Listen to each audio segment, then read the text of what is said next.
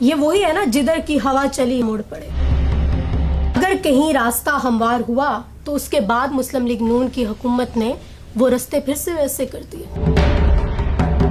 ہماری گورنمنٹ تو OIC سے کوئی قرارداد منظور نہیں کروا سکی.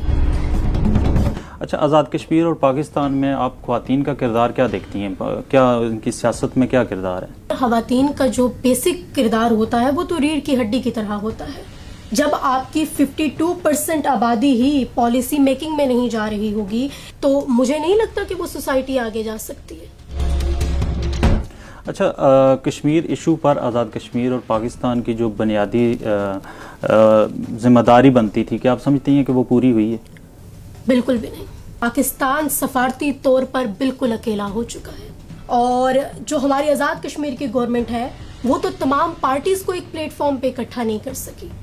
عمران خان کی ایک سپیچ سے کوئی فرق نہیں پڑا. 2011 میں حکومت پیپلز پارٹی کی تھی وفاق میں، تو اس ہوا کے تناظر میں پیپلز پارٹی کی حکومت آئی. یہاں پہ 2016 کا الیکشن ہوا تو میڈیا کا بڑا کردار تھا.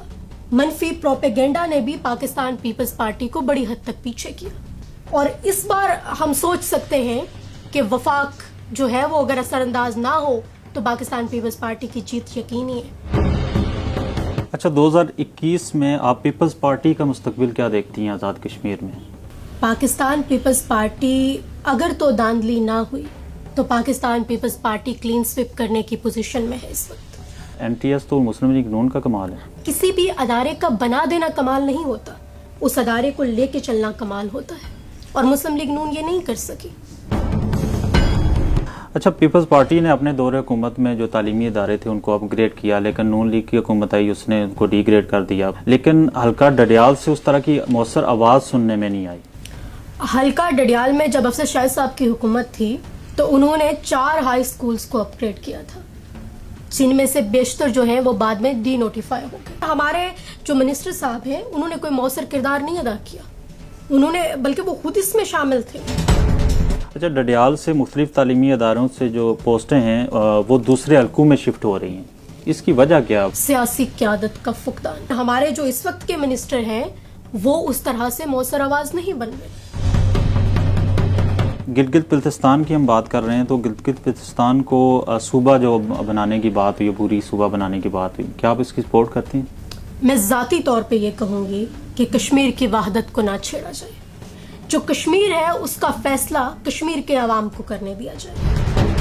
عوام نے رسپانس دیا، اٹس مین کہ گلگت بلتستان کی عوام چاہتی ہے کہ ان کو صوبے کا درجہ دیا جائے. یہ ریفرنڈم کے ذریعے ثابت ہوگا. 3 جو مین پارٹیز تھی ان کا نعرہ یہی تھا کہ ہم گلگت بلتستان کو صوبے کا درجہ دیں گے، تو اٹس مین یہ ریفرنڈم ہی ہے. ریفرنڈم کبھی بھی ایسے نہیں ہوتے. یہ مسئلہ اقوام متحدہ میں جا چکا ہے، اس کو ایک آفیشلی ریفرنڈم کی ضرورت ہے. آفیشلی ریفرنڈم تو تبھی ہوگا جب آزاد کشمیر، مقبوضہ کشمیر کا مسئلہ بھی اس کے ساتھ حل ہوگا. لیکن اگر یہ عبوری یا آئینی صوبہ بناتے ہیں تو اس سے پہلے بھی ریفرنڈم ضروری ہے. بعض گش یہ بھی ہے کہ گلگت بلتستان کے بعد آزاد کشمیر کو بھی عبوری صوبے کا درجہ دیا جائے گا. کشمیر کی وحدت کو نہ چھیڑنا اس وقت بڑی ضروری چیز ہے، کیونکہ دیکھیں ہندوستان بھی تو یہی کر رہا ہے. گلگت بلتستان میں جب عبوری صوبے کی بات آئی تو آزاد کشمیر کی طرف سے کسی قسم کا کوئی اس طرح سے رسپانس نہیں دیا گیا. چودھری یاسین صاحب ہمارے اپوزیشن لیڈر، انہوں نے اپنی سپیچ میں یہ بات بڑی واضح طور پہ کہی ہے کہ کشمیر کی وحدت پہ کمپرومائز نہیں کیا جائے گا. اچھا، آزاد کشمیر کے 2021 کے جو الیکشن ہے، آپ سمجھتے ہیں کہ وفاق انٹرفیئر کرے گا؟ لگ رہا ہے جیسے گلگت بلتستان میں ہوا ہے. گلگت بلتستان میں آپ سمجھتی ہیں کہ وفاق نے انٹرفیئر کیا؟ بالکل. آزاد کشمیر میں جو بھی حکومت آئی کبھی اس نے نعروں کے علاوہ کچھ نہیں کیا، پریکٹیکل کام کوئی نہیں کیا. بالکل. کشمیر کے حوالے سے میری رائے ہے کہ پاکستان کے ہر سفارت خانے میں ایک کشمیری ڈیسک ہونا چاہیے جس میں کشمیر کی یوتھ ہو اور وہ اپنا مسئلہ دنیا کے سامنے پیش کرے. ہماری گورنمنٹ تو OIC سے کوئی قرارداد منظور نہیں کروا سکی. آپ خواتین کے کردار کو کس نظر سے دیکھتی ہیں؟ خواتین کا کردار ضروری تھا، ضروری ہے اور ہمیشہ رہے گا. آپ کے حلقے میں خواتین کی جو تنظیم سازی ہے پارٹی کی وہ ہو چکی ہے؟ ہماری تنظیم سازی مکمل ہو رہی ہے. تو آپ کیا سمجھتی ہیں کہ خواتین کا ایک رخ ہے جو سیاست کی طرف آنا چاہتا ہے؟ خواتین چاہ رہی ہیں کہ وہ اپنا رول ادا کریں. اچھا، حلقہ ڈڈیال میں آپ کیا مسائل دیکھتی ہیں کہ جن پہ زیادہ توجہ دینے کی ضرورت ہے؟ پہلے میں اوور آل مسائل کی بات کرتی ہوں. ہمارے ہاں بیسک جو فیسلٹی ہے ایجوکیشن کی وہ نہیں ہے.